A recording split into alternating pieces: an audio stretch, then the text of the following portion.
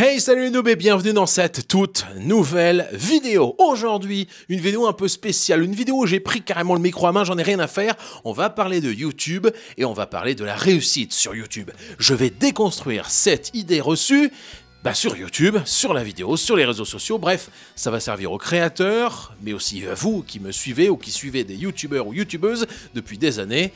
Vous allez en apprendre plus sur ce côté caché. Oui, on parlera d'argent notamment, ça je sais, c'est la question que tout le monde me pose. Voilà, vous saurez tout dans cette vidéo. C'est pas du tout une FAQ, c'est une vidéo où je parle à des créateurs ou à des gens qui veulent se lancer ou à des gens qui regardent et qui sont intéressés par tout cet univers de YouTube. Ce sont mes 40 000 abonnés, j'avais envie d'en profiter. Au moment où je tourne, je n'ai pas encore 40 000 abonnés, ça ne saurait tarder. Mais on va passer tout de suite à la première idée reçue. Vous avez un petit menu là, tiens là, il est là sur ma gauche, où il y a toutes les rubriques avec des mots-clés, et puis toute la vidéo est chapitrée. Si vous voulez passer au chapitre suivant, n'hésitez pas. Normalement, rien va vous saouler, tout va être intéressant, vous allez voir, c'est incroyable. Premier mot-clé, vous l'avez vu, c'est le mot-clé quantité. La quantité, et voici la première idée reçue. Et les idées reçues, je les fais en voix off, parce que comme ça, j'ai une voix suave et vraiment agréable.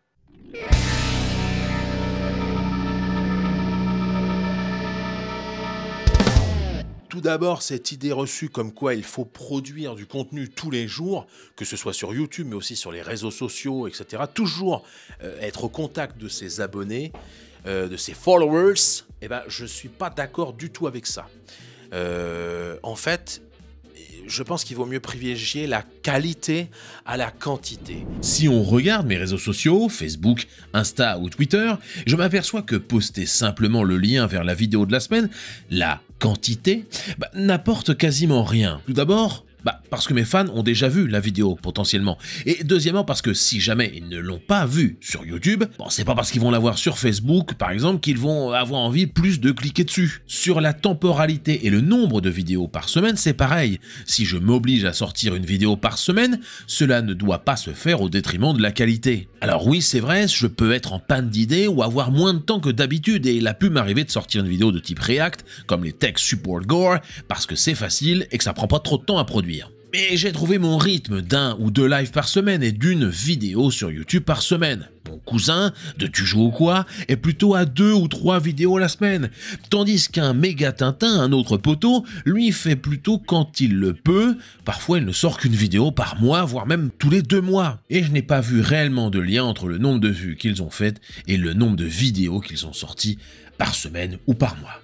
Allez, à ce sujet, je passe un petit coucou aussi à Vinka, quelqu'un que j'apprécie beaucoup, qui ne fait pas forcément les vues qu'il mérite, qui n'a pas les abonnés qu'il mérite. Vinka, c'est le coucou qui part, mais tu n'as pas ce que tu mérites. Un jour, ça arrivera, un jour. Ma réponse donc, il faut produire du contenu tous les jours. Non, il faut produire du contenu de qualité régulièrement. Oh, c'est beau ce que je raconte là. Idée reçue suivante.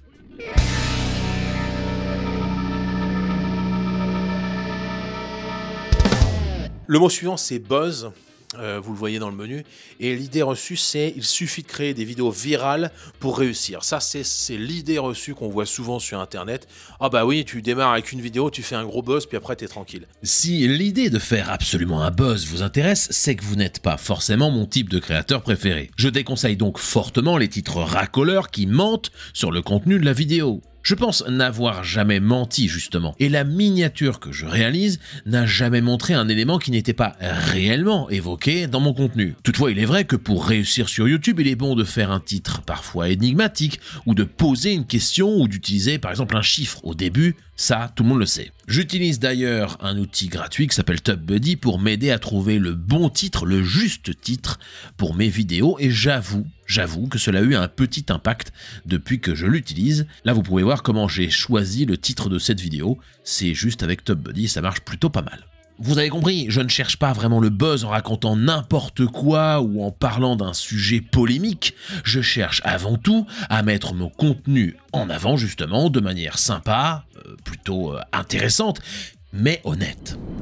Plutôt que de vouloir faire du buzz et de réagir par rapport à un truc, non, je pense qu'il vaut mieux plutôt de la cohérence.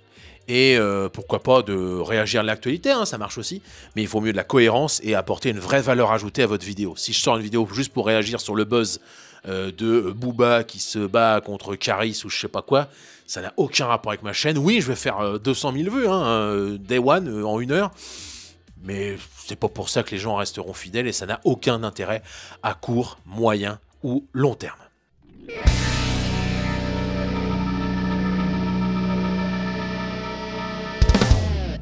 Idée reçue numéro 3, avoir beaucoup d'abonnés signifie automatiquement avoir beaucoup de vues. Alors ça, cette croyance, elle m'a un peu pourri le moral parce que je croyais vraiment qu'il fallait avoir beaucoup d'abonnés pour avoir beaucoup de vues. Et en fait, c'est faux. C'est partiellement faux. Alors c'est partiellement faux, car si on regarde ma chaîne, ma plus grosse vidéo a été vue par plus de 400 000 personnes. Un énorme buzz à mon niveau, alors qu'à l'époque, je n'avais pas beaucoup d'abonnés, 10 000 tout au plus. Un autre exemple avec Méga Tintin, mon poteau, qui lui aussi a fait des vidéos à plus de 20 000 vues, alors qu'il n'a toujours pas 4 000 abonnés. La chose qui est vraie, c'est que certains abonnés activent la cloche de notification et qu'en tant que créateur, vous devez encourager cela. Sur mes 40 000 abonnés, 20% seulement ont activé cette petite cloche. Cela veut dire que quand je sors une vidéo, dans la minute, 8100 personnes reçoivent une notification et si 1% clique directement, cela m'apportera 81 vues dès la première seconde. À part ces abonnés avec la notification ou ceux qui vont aller voir ma vidéo plus tard dans la semaine, le nombre d'abonnés n'influe pas plus que ça sur mes vidéos. Dernier détail, 85,8% de mes vues sur ma chaîne sont réalisées par des non-abonnés. La grande majorité de ceux qui regardent mes vidéos ne sont donc pas abonnés à ma chaîne, ce qui ne m'empêche pas de faire des vues.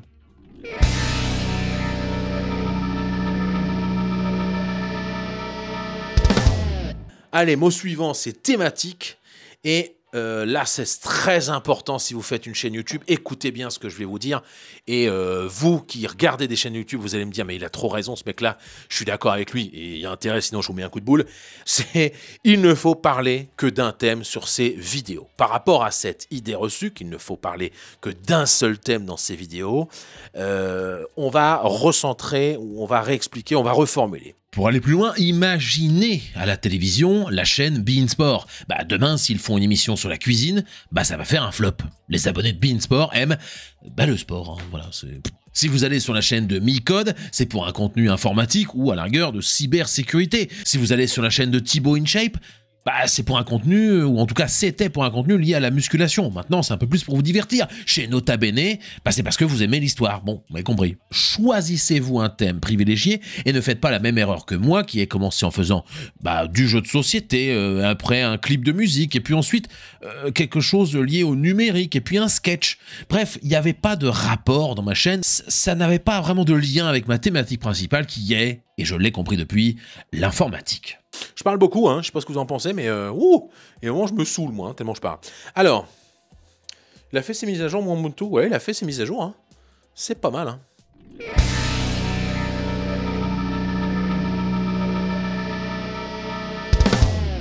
Oh, le mot suivant. Algorithme. Algorithme. Un algorithme, c'est un programme informatique. Et l'idée reçue, c'est je connais l'algorithme de YouTube. J'allais tomber. Personne ne connaît l'algorithme de YouTube. La personne qui vous dit je connais l'algorithme et je vais vous expliquer comment il marche, c'est un menteur. Moi, je vais vous donner mon sentiment et je vais vous dire ce que je pense en avoir compris. Mais je ne connais pas l'algorithme de YouTube. Je suis même pas sûr que chez YouTube, on le connaît même nous-mêmes parce que c'est un programme informatique qui aussi a une IA à l'intérieur. Pour vous expliquer l'algorithme de YouTube, c'est assez simple.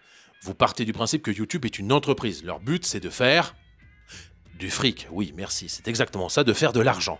Comment faire de l'argent? Il faut que les gens qui soient sur YouTube restent le plus longtemps possible sur YouTube pour qu'ils regardent le plus de publicité, parce que comme ça, YouTube gagne de l'argent. Maintenant que vous savez quel est le but de YouTube, on va voir les éléments qui jouent dans cet algorithme truffé d'intelligence artificielle. YouTube sait ce que vous aimez. Je vous rappelle que ça appartient au groupe Google. Si vous allez comme moi sur YouTube pour le divertissement plutôt en soirée, et qu'en journée, vous êtes plutôt sur des vidéos à but professionnel, YouTube le saura et vous proposera du contenu adapté. Et oui, ça fait un peu peur. Ce qui va influencer sur le succès d'une vidéo dans l'algorithme, c'est donc 4 éléments. 1. Le watch time. On en parle beaucoup, c'est le temps moyen que les gens consacrent à votre vidéo. Deuxième élément, les actions après le visionnage de votre vidéo. Est-ce que vos abonnés quittent YouTube dès la fin de votre vidéo ou restent-ils pour voir d'autres contenus sur la plateforme? 3. Le taux de clic de votre vidéo. Est-ce que si on propose votre vidéo sur YouTube ou sur les réseaux sociaux, sur Twitter, etc. à 1000 personnes qui pourraient être intéressées, est-ce que 10 vont cliquer dessus ou 100? Enfin, le dernier élément de l'algorithme est bien sûr le taux d'engagement. Qui a commenté? Qui s'est abonné? Qui a lâché un pouce en l'air? Quel est le pourcentage de gens qui ont interagi avec la vidéo? Bref, est-ce que vos spectateurs interagissent avec votre contenu ou pas? YouTube va donc tester votre vidéo pendant maximum une semaine. Certains disent 24 heures, d'autres 48 heures. De mon côté, je pense que c'est plutôt en effet 24 heures. Si mes indicateurs ne sont pas bons au bout de 24 heures, ne cherchez pas, votre vidéo a de très grandes chances de flopper. Et ça m'arrive très souvent. Voilà pourquoi il faut tenir en haleine vos viewers avec un contenu de qualité. Ne pas tout révéler dès l'introduction, les inviter à regarder une autre vidéo à la fin, faire une miniature et un titre qui donne envie et enfin les encourager par exemple, à lâcher un pouce bleu. Vous avez un peu mieux compris, je l'espère, l'algorithme.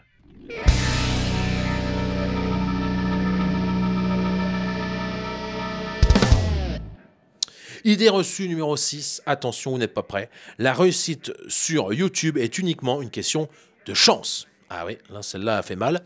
Alors, y a un côté de moi qui est un peu parfois jaloux. Je vais vous le dire clairement, hein, faut être honnête aussi dans la vie, qui est un peu jaloux du succès, par exemple, d'un Squeezie, d'un Amixem, d'un McFly, d'un Michou, d'un Inoxtag, d'un tout ce que vous voulez. Enfin, c'est pas de la jalousie, mais c'est de dire « Ah, et pourquoi moi, j'ai pas eu cette chance à un moment donné ?» Et en fait, réagir comme ça, c'est la pire des solutions, c'est la pire idée. Il ne faut pas être jaloux de l'autre, il faut se poser la question comment lui a fait pour y arriver. Et ça, c'est peut-être un peu très franco-français d'être jaloux de l'autre. Ne soyons pas envieux des autres, soyons déjà contents de ce qu'on a, en fait. Et c'est ce que je me force à faire, c'est à me dire que je suis déjà extrêmement heureux, en fait, sur YouTube. J'ai, grâce à ma chaîne, pu rencontrer des gens extraordinaires. Je suis allé sur le Tour de France en mode un peu VIP où je pouvais aller partout, vraiment, à Cahors. J'ai pu aller au stade Vélodrome il y a quelques temps, même si la vidéo a pas fait 150 milliards de vues, j'en ai les frissons quand j'en parle. J'ai pu faire ça grâce à ma chaîne YouTube. Vous pouvez y arriver sans chance, ça peut arriver. Si vraiment vous n'avez pas de chance, vous pouvez peut-être y arriver. Mais vous ne pourrez pas y arriver, même avec de la chance, sans talent, ça c'est sûr. Bougez-vous le popotin, vous allez voir que la chance, elle va vous sourire. Allez la provoquer en fait, la chance. Et voilà.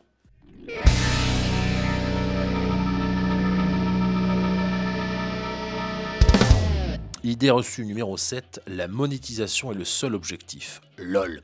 Alors, il y a un lien entre l'argent que vous gagnez et la motivation. Quand vous gagnez 75 € tous les 2 mois, quand vous voulez acheter une caméra, quand vous voulez acheter du matériel, vous dites « Oula, c'est chaud, je vais pas l'acheter tout de suite ». Moi, j'ai toujours considéré que l'argent que je gagnais sur YouTube devait rester pour YouTube. Je réinvestis beaucoup d'argent, tout quasiment, ou 100% en fait. Je réinvestis 100% dans ma chaîne YouTube.